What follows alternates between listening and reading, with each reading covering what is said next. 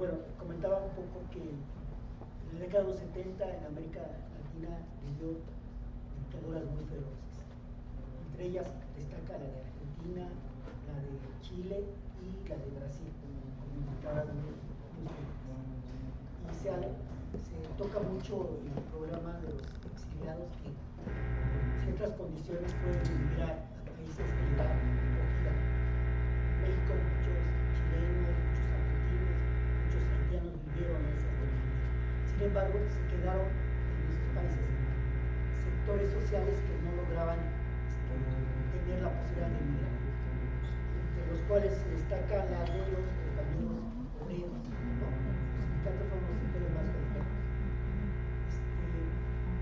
Y cuando se hacen las películas se alude mucho a la migración de los intelectuales en países como Francia y Estados Unidos. Hay una película que más o menos toca igual el problema de Argentina que se llama El último taco de Gardel, que alude un poco a qué pasa con la gente que migra. Sin embargo, hay pocas películas que aluden qué pasó durante ese periodo, ¿no? Esta película alude a la incorporación de un sector, es una pareja de obreros, pero alude todo a un sector de la población que se quedó resistiendo, ¿no? O sea, hacían pequeñas huelgas, pequeños movimientos, pero lograron sobrevivir porque tenían un proyecto, ¿no? En ese sentido, la película alude a la idea de un proyecto distinto, por eso se llama Sur. El director es un director reconocido a nivel internacional, tiene muchos premios y finalmente en los últimos años de su vida ha estado vinculado mucho al partido peronista en Argentina.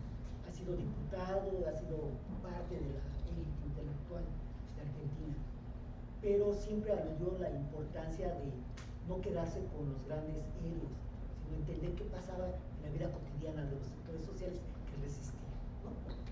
Menciona casos de algunos profesores, por ejemplo, en Chile, un gran sociólogo que es Enzo Faleto, no salió de Chile, ¿no? Se quedó a resistir. En el caso argentino hay varios profesores que se quedan. En este caso alude mucho a la problemática de una pareja que enfrenta la represión y conllevando a ello los problemas de pareja, ¿no? Los problemas de si la pareja se consolida, si hay problemas de falta de comunicación, etc. Pero más allá, en el fondo de la película está la idea de cómo América Latina existe porque hay un proyecto más a fondo. Eso se considera como Sur. Entonces la película tiene ese título, Sur.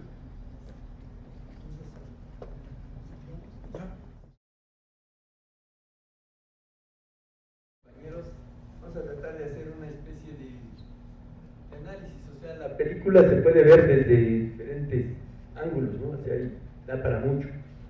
Pero yo voy a tratar nada más de ubicar dos contextos.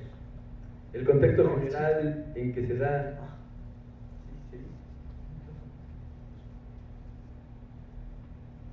¿Sí?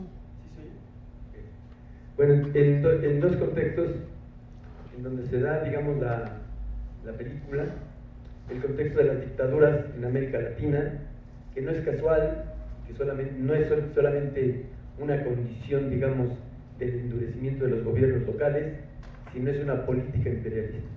¿Ya? Estados Unidos, desde los años 60, ubica dos políticas, una, digamos, que es la suave de la Alianza para el Progreso, y por otro lado la del garrote, preparando a los ejércitos de América Latina para digamos, las insurrecciones o los eventos. Como ya había habido desde la Revolución Cubana todo un proceso de luchas y de movimientos sociales, Estados Unidos establece como una forma, digamos, de calmar y de redimir, digamos, y de detener los procesos sociales de movimientos, pues establecer formas de dictaduras atroces, que además de lo que decía el maestro Juan Eduardo, el proyecto Cóndor no se limita solamente a la detención, sino incluso a actos de terror, como desde aviones lanzar a los presos políticos vivos y que se los comieran los tiburones en el mar. O sea, esta era parte de una de una acción, digamos, de acabar con los movimientos sociales. Y todo este contexto es un contexto donde América Latina entra en un proceso de, digamos, de crisis, y entonces la única salida que toma el imperialismo junto con los gobiernos títeres de América Latina es imponer dictaduras militares. Yo diría en esta segunda parte, que va, retomaría el título del libro de Zygmunt Bauman, que se llama La globalización y sus consecuencias humanas. Aquí habría que ver cuáles son las consecuencias humanas de los regímenes militares impuestos por el imperialismo. Los gobiernos de los países son gobiernos títeres, como ahora lo están siendo los derechistas, y que habría que decirlo también, en algún caso, los llamados progres, ¿sí? Colombia, Chile, en algún momento cumplen los dictados del imperialismo. Entonces, este contexto que es, digamos, muy terrible, y las consecuencias humanas que ustedes están viendo, que va desde el plano de la soledad, ¿no?, de los seres humanos, el vacío, pero también las pasiones, ¿no?, las pasiones que se dan como consecuencia de ese vacío y esa soledad. El ser humano no puede resistir la soledad y el vacío, tiene que responder. Y aquí en la película se responde con el amor, con la amistad, y incluso siempre acompañado de la muerte, ¿no? La muerte siempre, a veces lo olvidamos, pero siempre nos acompaña. Y en el momento en el que ya puedes, se digan al final, que es una metáfora, ¿no?, que ya va a resurgir en el amor, pues la muerte se va, se retira. Entonces, en los seres humanos siempre el resurgir con pasión, con amor y con resistencia es lo que nos hace posible cambiar y transformar. Por mucho que sean las condiciones muy difíciles, yo creo que el análisis es establecer que cualquier consecuencia humana que exista como respuesta o resultado del imperialismo, siempre va a haber una resistencia y una respuesta humana de una gran, digamos, respuesta humana, de magnitud, ¿sí? Entonces, claro que esto no es simplemente una cuestión, porque otra de las palabras importantes es la esperanza, ¿verdad? Pero la esperanza no es algo que tenemos que esperar, sino es algo que tenemos que construir. O sea, construir dentro de la soledad, de la pasión y de la resistencia.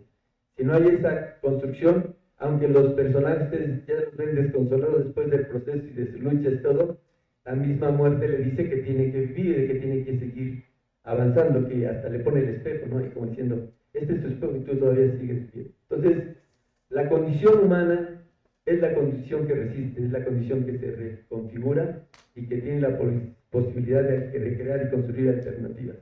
Eso es lo que yo creo que mucho enseña la película, ¿no? Y ese segundo contexto que les decía, de las consecuencias humanas, es lo que nos hace la posibilidad de resistir y resurgir. Entonces, con todo que es un contexto que pareciera para ustedes un poco ajeno, ¿no?, porque es en los años que a lo mejor muchos de ustedes todavía ni habían vivido, pero que es algo que está siendo recurrente actualmente. O sea, ya la izquierda y la lucha social se presentan de otra forma diferente como era en aquel momento, radicales y de transformación. Ahora son progresistas y que suaves, pero que en un momento determinado también cumplen a los dictados, digamos, del imperialismo. Y lo que era después de la Guerra Fría, el ser fascista en aquel entonces era una cuestión, digamos, que era lo más atrasado, lo más repugnante. Ahora resulta que el fascismo resurge, y resurge incluso con alternativas aparentemente sociales, que son la forma de atraer y de volver a los resultados de la tortura, de lo que aquí vimos, va a resultar si resulta el fascismo. Entonces, esto nos enseña de no permitir, como consecuencia de estos resultados de lo humano, establecer el aspecto de la resistencia, de la esperanza que se construye y de las utopías que no son del más allá, sino son del más acá, en la medida que sigamos luchando y organizándonos. Las juventudes actuales han carecido, desgraciadamente, de causas y movimientos que sean los más inmediatos para ellos. Nosotros venimos de movimientos del 68, de los 70, y hubo algo que daba causa a los movimientos, y al mismo movimiento científico. Ustedes han venido siendo la parte de la declinación de esos procesos. Entonces es difícil si no hay una memoria histórica poder resurgir. Entonces eso es lo que ahora se tiene que construir con sus maestros, con los retros y con los no retros, también ir resurgiendo eso. Porque nosotros tenemos que entenderlos a ustedes y ustedes entendernos a nosotros dentro de ámbitos muy diferentes, ¿no? Entonces, lo que sí es necesario recuperar, como les digo, insisto, es en los contenidos humanos de la existencia, el dolor, el amor, de la soledad y la pasión que nunca debe fallecer. Eso sería mi punto de vista de la película. Gracias.